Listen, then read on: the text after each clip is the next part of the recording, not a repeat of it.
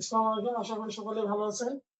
আজকে আমরা একাদশ দ্বাদশ শ্রেণীর বিষয় তথ্য ও যোগাযোগ প্রযুক্তি তৃতীয় অধ্যায় দ্বিতীয় অংশ ডিজিটাল ডিভাইসের নিয়ে আলোচনা করব। এখন এখানে ডিজিটাল ডিভাইসের বুলিয়ান বীজগণিত আসলে কি? ডিজিটাল সার্কিট ও সরল করতে বুলিয়ান বীজগণিত ব্যবহার করা হয়। বুলিয়ান বীজগণিত শুধুমাত্র বাইনারি সংখ্যার অর্থাৎ 0 এবং 1 এক ব্যবহার করা হয়। জর্জ বুলি 1854 সালে বুলিয়ান বীজগণিত প্রবর্তন করেন।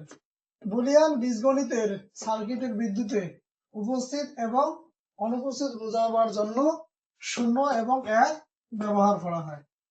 এবার আসি বুলিয়ান ধ্রুবক ও চলক। আসলে বুলিয়ান ধ্রুবক কি? বুলিয়ান বীজগণিতে যে রাশির মানগুলো নির্দিষ্ট তাকে বুলিয়ান ধ্রুবক বলে। যেমন বুলিয়ান ধ্রুবক হচ্ছে 0 এবং 1। চলো, বুলিয়ান বীজগণিতে যে রাশির মান নির্দিষ্ট নয় সেগুলোকে বলা হয় চলক। যেমন x y z বা a b c বিভিন্ন ধরনের রাশি।